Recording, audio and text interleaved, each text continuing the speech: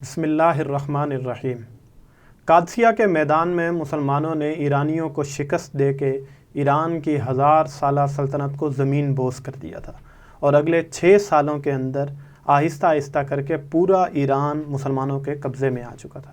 قادسیہ کے اندر جو فتح مسلمانوں کو حاصل ہوئی تھی وہ ابھی تک نتیجہ خیز فتح اس وجہ سے نہیں کہی جا سکتا تھا اس کو، کیونکہ مدائن کے اندر یزگر جا کے بیٹھ گیا تھا اور اپنے دارالحکومت سے احکامات کو جاری کر رہا تھا، اور خدشہ یہ موجود تھا کہ اگر اس کو تھوڑا سا بھی وقت مل گیا تو وہ ایک بڑا لشکر دوبارہ جمع کر کے اپنے ان علاقوں کو دوبارہ سے مسلمانوں سے واپس لینے کے لیے حملہ کر سکتا ہے۔ حضرت عمر فاروق رضی اللہ عنہ یزگر کو یہ وقت کسی صورت نہیں دینا چاہتے تھے، لہٰذا حضرت سعد بن ابی وقاص رضی اللہ عنہ موسم گرما کے آغاز میں ہی اپنے لشکر کو لے کر قادسیہ سے مدائن کی طرف، جو کہ دارالحکومت تھا ایرانی سلطنت کا، اس کی طرف روانہ ہوتے ہیں۔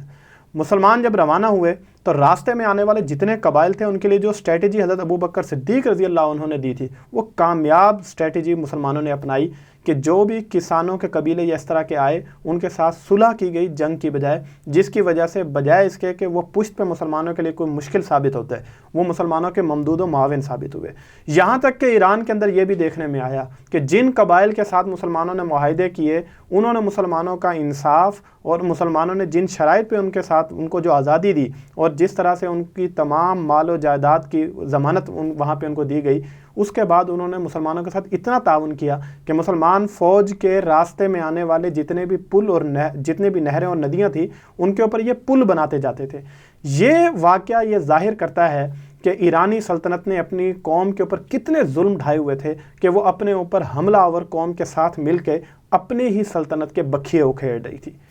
مسلمان وہاں سے روانہ ہونے کے بعد بابل کا جو مقام ہے، ایک تاریخی مقام، وہاں پر جب پہنچے تو بابل کے اندر وہ تمام کمانڈر جو قادسیہ کے میدان سے بھاگے تھے ایرانیوں کے، وہ وہاں جمع ہو چکے تھے، اور انہوں نے جمع ہو کے وہاں پہ ایک پلان تیار کیا اور مسلمانوں کے مقابلے میں وہ لوگ نکلے، لیکن ایک ہی جھڑپ کے اندر ان کو شکست ہوئی اور مسلمانوں نے بابل کا تاریخی مقام بھی حاصل کر لیا۔ یہاں سے مسلمان حضرت سعد بن ابی وقاص رضی اللہ عنہ کی قیادت میں آگے بڑھتے ہیں ایک مقام کی طرف جس کا نام تھا کوسی۔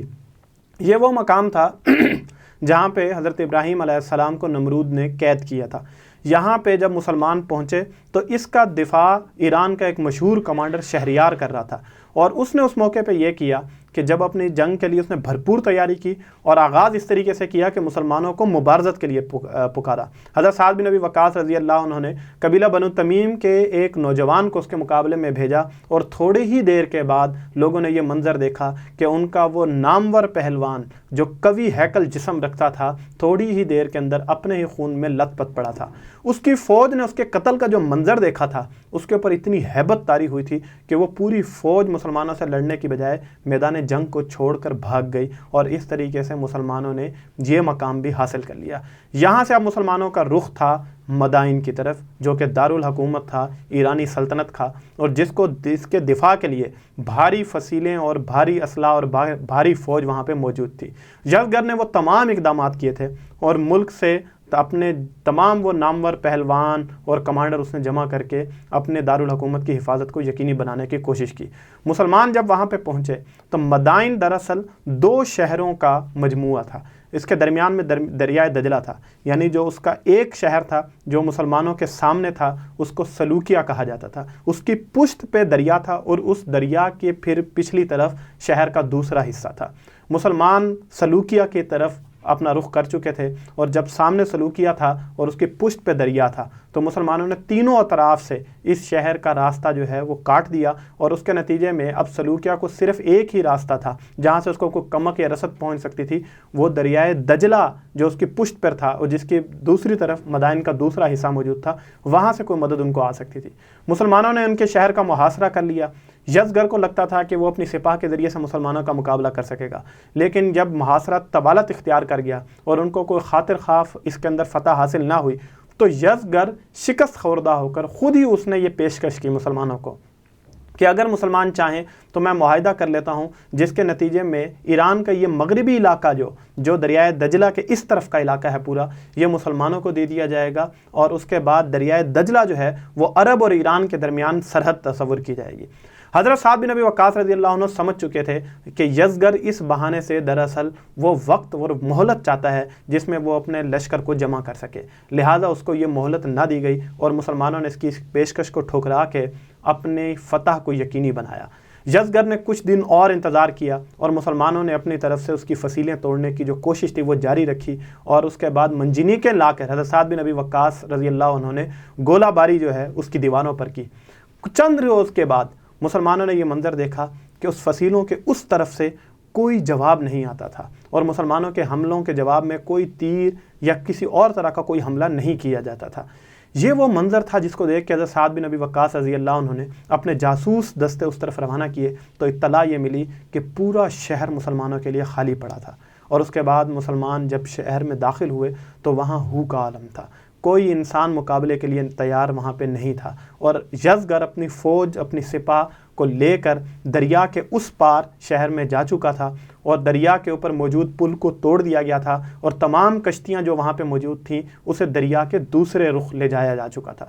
اب مسلمان سلوکیہ کو فتح کرنے کے بعد جب دریائے دجلہ کے کنارے پہنچے تو ان کے سامنے ایرانی سلطنت کا وہ تاریخی مقام اور وہ سفید محل موجود تھا جو اپنی پوری شان و شوکت کے ساتھ مسلمانوں کو چیلنج کر رہا تھا۔ سفید محل ایرانی سلطنت کا ایک سکہ سمجھا جاتا تھا، ایک نشان سمجھا جاتا تھا، یہ وہ محل تھا کہ جس کی دھاک ایک دنیا پر بیٹھی ہوئی تھی۔ اب اس محل اور عرب کے ان شتربانوں کے درمیان صرف دریائے دجلہ حائل تھا۔ مسلمانوں نے دیکھا کہ دریا کا تلاطم بہت تیز تھا اور وہاں سے لشکر کا نکلنا بہت مشکل تھا، بلکہ ایک حد تک ناممکن تھا۔ طغیانی اپنے پورے زور پر تھی۔ حضرت سعد بن ابی وقاص رضی اللہ عنہ نے کوشش کی لیکن کامیابی نہ ہو سکی۔ مسلمان اس انتظار میں تھے کہ اس دریا کی طغیانی رکے گی، لیکن کئی دن گزرنے کے بعد، قریباً 2 ہفتے گزرنے کے باوجود دریا کی طغیانی میں کمی نہ آئی۔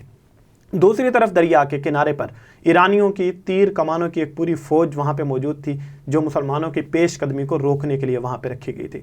لیکن جب 2 ہفتوں کے بعد بھی دریا کی طغیانی میں کمی نہ آئی تو حضرت سعد بن ابی وقاص رضی اللہ عنہ نے اپنے لشکر کو جمع کیا، اور انہوں نے کہا کہ اگر یزگر کو یہ موقع مل گیا اور اس کو یہ مہلت مل گئی کہ اس نے اپنے بڑے لشکر کو جمع کر لیا اور اس کے بعد وہ اپنی سپاہ لے کر دریا کے اس پار آتا ہے تو ہو سکتا ہے کہ ہمارے مفتوحہ علاقوں کو خطرہ پیش ہو، لہٰذا اس کو یہ وقت نہیں دینا ہوگا اور مسلمان فوج کو ہر صورت اب اس دریا کو پار کرنا ہوگا۔ اور اس کے بعد وہ تاریخی فیصلہ کیا گیا کہ جس کے بعد مسلمانوں نے اپنے گھوڑے دریا کے اندر اتارے، اور ایرانی فوج نے اپنی زندگی کے اندر یہ حیران کن منظر دیکھا کہ پورا لشکر اس تیز بپھرتی موجوں کے اندر اپنے گھوڑوں سمیت اتر چکا تھا۔ علامہ اقبال نے اس پورے منظر کو بڑے زبردست انداز میں اس کی عکاسی کی ہے کہ اے موج دجلہ تو بھی پہچانتی ہے ہم کو، اب تک ہے تیرا دریا افسانہ خواں ہمارا۔ اور مسلمان اللہ کے بھروسے پر اس دریا کے اندر جب اترے تو منظر یہ تھا کہ وہی بپھری موجیں اس طریقے سے مسلمانوں کے قدموں میں لیٹ گئیں جیسے کوئی غلام اپنے آقا کے قدم چومتا ہے، اور مسلمان بالکل باحفاظت اس دریا کو پار کر کے جب کنارے کے دوسری طرف پہنچے تو ہیبت اتنی طاری ہو چکی تھی کہ ایرانی لشکر کے سپاہی اور ان کی عوام یہ چیختے ہوئے وہاں سے بھاگ رہے تھے کہ دیو آ گئے، دیو آ گئے۔ اور مسلمان جب اس طرف گئے تو کیا منظر تھا کہ یہ شہر بھی یزگر پہلے سے ہی خالی کر کے، مسلمانوں کے لشکر کو جب اس نے آتے دیکھا تھا وہ خالی کر کے جا چکا تھا۔ خسرو نے میرے حضور نبی کریم صلی اللہ علیہ وآلہ وسلم کا نامہ مبارک چاک کیا تھا۔ آج یہ عالم تھا کہ ایران کی 1000 سالہ سلطنت اور اس کے اس تاریخی مقام سفید محل کو حفاظت کے لیے کوئی محافظ میسر نہیں آ سکے تھے۔ مسلمان جب وہاں پہ داخل ہوئے تو وہاں پر بھی ہو کا عالم تھا، ایک خاموشی تھی، لیکن یہ خاموشی عبرت کی خاموشی تھی ان قوموں کے لیے جو اپنی طاقت کے زوم میں تھے۔ اور حضرت سعد بن ابی وقاص رضی اللہ عنہ ایک تو اس مقام پہ جب وہ دریا کے اندر اپنے گھوڑا انہوں نے اتارا تھا تو حسبنا اللہ نعم الوکیل وہ کہتے ہوئے کہ ہمارے لیے اللہ کی ذات کافی ہے، انہوں نے اپنے لشکر کو اس دریا کے اندر اتارا تھا۔ اور جب یہاں پہ آئے تو شان و شوکت دیکھ کے، اس سفید محل کی شان و شوکت دیکھ کے جو انسانی ہنرمندی کا شاہکار تھا، اس کو دیکھ کے حضرت سعد بن ابی وقاص رضی اللہ عنہ مرعوب نہیں ہوئے تھے، بلکہ سورہ دخان کی وہ آیات انہوں نے وہ تلاوت کی تھی جس میں اللہ تعالیٰ نے قوموں کے عروج و زوال کا فلسفہ بیان کیا ہے۔ اور اس کے بعد جو مال غنیمت وہاں سے ہاتھ آیا اس کو دیکھ کے آنکھیں ششدر رہ گئیں۔ اتنا ہیرے جواہرات اور سونے کے زیورات اور برتن مسلمانوں کو ملے، اتنا مال غنیمت مسلمانوں کو کسی لشکر کے اندر، کسی فتح کے اندر نصیب نہیں ہوا تھا۔ یہاں تک کہ آپ حیران ہوں گے کہ اس مال غنیمت کے اندر سونے کا بنا ہوا ایک گھوڑا تھا جس کے اوپر چاندی کے برق زرق اس کے اوپر وہ چیزیں کی گئی تھیں، اور اس کا جو سوار تھا وہ بھی سونے کا تھا۔ ایک چاندی کی اونٹنی تھی جس کا سوار سونے کا تھا اور اس کی مہار بھی سونے کی تھی۔ اس کے علاوہ اتنی دولت وہاں پہ موجود تھی، اور مسلمانوں نے جب یہ دیکھا تو مسلمان جان گئے کہ یہ وہ اس قوم کا، ایرانی قوم کا خون نچوڑ کے یہ دولت حاصل کی گئی تھی۔ حضرت سلمان فارسی رضی اللہ عنہ بھی اس لشکر کے اندر شامل تھے، اور انہوں نے کہا کہ میں نے وہ وقت یہاں پہ دیکھا ہے کہ جب لوگ اپنی زندگی کے اپنے ان تمام دنوں کو کھیتوں کے اندر اور اپنے بازاروں کے اندر اپنے آپ کو گھلا دیا کرتے تھے، اور جو دولت ہم جمع کیا کرتے تھے ٹیکس کی مد میں اور بھاری تاوان کی صورت میں حکومت ہم سے حاصل کیا کرتی تھی، اور اس کے بعد ہمارے پاس اتنا کچھ بھی نہیں بچتا تھا کہ ہم پیٹ بھر کے کھانا کھا سکتے، اور آج میں دیکھتا ہوں کہ وہ سب کچھ ہم سے اس لیے چھینا گیا کہ یہ محل اور یہ سب کچھ، یہ عیاشی کی جگہ جو ایرانی بادشاہوں نے اپنے لیے بنائی تھی، اس کے لیے سب کچھ کیا جا رہا تھا۔ اس سب فتوحات کے نتیجے میں حضرت سعد بن ابی وقاص رضی اللہ عنہ نے جب یہ مال غنیمت روانہ کیا، اور یہ مال غنیمت جب مدینہ کے اندر پہنچا تو مسلمان دیکھ کر حیران رہ گئے۔ لیکن اس موقع پہ آپ یہ بھی یاد رکھیں کہ اتنی ایمانداری سے مسلمانوں نے یہ مال غنیمت جمع کیا تھا کہ روایات میں یہ آتا ہے کہ سوئی کے برابر بھی اگر کوئی چیز تھی تو مسلمان سپاہی وہ لا کے حضرت عمر بن مکرن رضی اللہ عنہ جو ہیں ان کے حوالے کیا کرتے تھے، یہاں تک کہ رات کے اندھیرے میں سپاہی آتے تھے اور اپنا منہ چھپا کے وہ قیمتی زیورات اور وہ چیزیں حوالے کیا کرتے تھے تاکہ ہمارا نام نہ آئے اور کہیں ہمارا یہ عمل ریاکاری کے اندر نہ آ جائے۔ جب اتنی حفاظت سے یہ سارا مال غنیمت وہاں پہ پہنچا اور حضرت عمر رضی اللہ عنہ نے اس کو دیکھا تو ان کی آنکھوں سے آنسو روا ہو گئے، اور انہوں نے کہا کہ اگر ایسا سپہ سالار ہو اور ایسی سپاہ ہو تو ہمیں دنیا میں کوئی شکست نہیں دے سکتا۔ حضرت علی رضی اللہ عنہ نے کہا کہ جس قوم کا خلیفہ اتنا سادہ ہو اور اس نے اپنے دامن کو خیانت سے پاک کیا ہو تو یہ کیسے ممکن ہے کہ اس کی سپاہ خیانت کے اندر مبتلا ہو۔ اور اس کے بعد یہ وہ موقع تھا کہ جب سراقہ کو بلایا گیا، اور وہ تاریخی منظر کہ جو سراقہ کو نبی مہربان صلی اللہ علیہ وآلہ وسلم نے یہ بشارت دی تھی کہ سراقہ تمہاری حالت اس وقت کیا ہوگی کہ جب تمہیں ایران کے بادشاہ کے کنگن پہنائے جائیں گے، کسریٰ کے کنگن پہنائے جائیں گے اور پوشاک پہنائی جائے گی۔ ان کو بلایا گیا، وہ حیات تھے اس وقت، اور وہ خسرو کا وہ جو پوشاک تھی وہ ان کو پہنائے گئے، اور اسی طریقے سے کسریٰ کے جو کنگن تھے وہ ان کو پہنائے گئے، اور جب وہ اس کو پہن کے انہوں نے تھوڑا سا وہ چلے وہاں پہ تو حضرت عمر فاروق رضی اللہ عنہ نے کہا کہ سراقہ وہ وقت گزر چکا جب یہ سب کچھ تمہاری قوم کے لیے کوئی باعث فخر ہوا کرتا تھا، آج ہم نے ایرانیوں کے غرور کو اپنے پیروں تلے رون دیا ہے۔ اور اس کے بعد یہ مال غنیمت مسلمانوں میں تقسیم کیا گیا۔ ایک طرف مسلمان یہ فتوحات کر رہے تھے اور دوسری طرف یرموک کے میدان کے اندر مسلمانوں کو جو فتح حاصل ہوئی تھی، میں نے آپ کو بار بار یہ بتایا ہے کہ مسلمان بیک وقت دونوں محاذوں پہ جنگیں کر رہے تھے، روم کے ساتھ بھی اور ایران کے ساتھ بھی، اور حضرت عمر بن عاص رضی اللہ عنہ جو ہیں وہ اپنے لشکر کو روم سے لے جا کے فلسطین کی طرف بڑھ چکے تھے، اور فلسطین کا یروشلم کا جو علاقہ تھا اس کا مسلمانوں نے محاصرہ کر لیا تھا، لیکن یہ محاصرہ طوالت اختیار کر گیا۔ 4 مہینے تک مسلمان اس کی فصیلوں کو نہ توڑ سکے، جس کے بعد ایک منظر تو پھر یہ ہوا کہ رومی فوج جو وہاں پہ موجود تھی اس کی بھی جب رسد کے اندر اور سامان رسد کے اندر کمی واقع ہوئی تو اس نے وہاں سے کوچ کیا اور وہ مصر کی طرف چلے گئے۔ یہ وہ موقع تھا کہ جس کے اوپر وہاں کے جو مقامی آبادی کے لوگ تھے انہوں نے اپنے جو ان کے علماء تھے ان کو بھیجا، اور انہوں نے مسلمانوں سے یہ مکالمہ کیا کہ ہم صلح کے لیے تیار ہیں، لیکن صلح کا معاہدہ ہم تمہارے امیر المومنین خلیفہ وقت سے ہی کریں گے۔ لہٰذا یہ خط جو ہے وہ پھر مدینہ کے اندر پہنچتا ہے، اور حضرت عمر فاروق رضی اللہ عنہ وہاں سے روانہ ہوتے ہیں۔ یہ کون روانہ ہو رہا ہے؟ یہ وہ روانہ ہو رہے ہیں، یہ وہ ہستی روانہ ہو رہی ہے کہ جس نے یرموک کے میدان کے اندر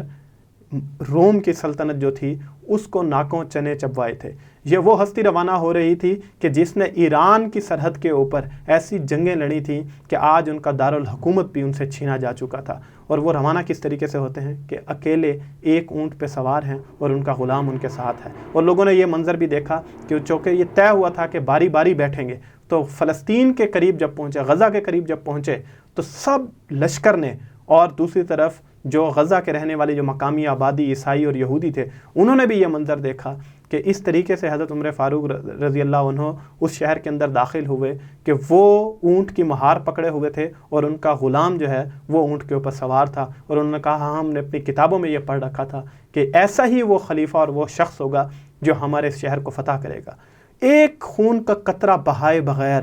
اس شہر کو مسلمانوں نے فتح کیا تھا، تاریخ کے اندر ایسی کوئی مثال نہیں ملتی۔ اور اس کے بعد حضرت عمر فاروق رضی اللہ عنہ نے شہر میں داخل ہو کے وہاں پہ رہنے والے تمام لوگوں کی مال جائیداد، عزت آبرو، ان کے دین اور ان کی عبادت گاہوں کی تمام چیزوں کی ضمانت دی، اور انہوں نے کہا کہ آپ ہمارے ذمہ ہیں، اور ذمہ کا مطلب انہوں نے ان کو کہا کہ آج کے بعد اگر کوئی مسلمان بھی تمہیں کوئی تکلیف پہنچائے تو تم اس کی شکایت مجھے لے کے آنا، کیونکہ ہمارے ہاں مسلمانوں میں ذمہ کا اسی طریقے سے خیال رکھا جاتا ہے جس طرح کوئی اپنے گھر والوں کا اور اپنی اولاد کا خیال رکھتا ہے۔ اور اس کے بعد حضرت عمر فاروق رضی اللہ عنہ نے وہاں پہ جب نماز کا وقت ہوا تو وہاں پہ موجود ان کے علماء نے کہا کہ آپ اسی کلیسا کے اندر نماز ادا کر لیں، تو حضرت عمر فاروق رضی اللہ عنہ نے کہا کہ مجھے ڈر یہ ہے کہ اگر میں نے یہاں پہ نماز ادا کی تو مسلمان تم سے یہ کلیسا تم سے واپس لے لیں گے، جبکہ حضرت عمر فاروق یہ فرمان جاری کر چکے تھے کہ کسی بھی کلیسا کو رہائش گاہ میں نہیں بدلا جائے گا، اس کے احاطوں کو تقسیم نہیں کیا جائے گا، اور وہاں سے عبادت کے مقامات اور چیزوں کو عیسائیوں اور یہودیوں سے نہیں چھینا جائے گا۔ لیکن ایک شک جو ہے وہ عیسائیوں نے بھی وہاں پہ یہ طے کروائی تھی مسلمانوں سے کہ یہودیوں کو اس شہر کے اندر آنے کی اجازت تو ہوگی لیکن ان کو یہاں رہنے کی اجازت نہیں دی جائے گی۔ حضرت عمر فاروق رضی اللہ عنہ جب نماز ادا کرنے کے لیے وہاں سے باہر آئے اور انہوں نے کہا کہ میں نماز اس مقام پہ ادا کروں گا جہاں سے نبی مہربان صلی اللہ علیہ وسلم معراج پہ تشریف لے گئے تھے، اور اسی پتھر کے مقام پہ جا کے حضرت عمر فاروق رضی اللہ عنہ نے نماز ادا کی، اور اس کے بعد وہ واپس مدینہ تشریف لاتے ہیں، اور اس کے بعد مسلمانوں کا جو لشکر ہے وہ روانہ ہوتا ہے ایک تاریخی مقام مصر کی طرف، جس کی فتوحات نے روم کے وہ تمام جو ان کی طاقت کا بھروسہ تھا اور ہرقل کو جو یہ لگتا تھا کہ وہ اب بھی مسلمانوں کے خلاف کھڑا ہو سکتا ہے، اس کے اس اندیشے کو مسلمانوں نے ختم کر دیا، جس کی تفصیلات انشاءاللہ اگلی کلاس میں آپ کے سامنے پیش کی جائیں گی۔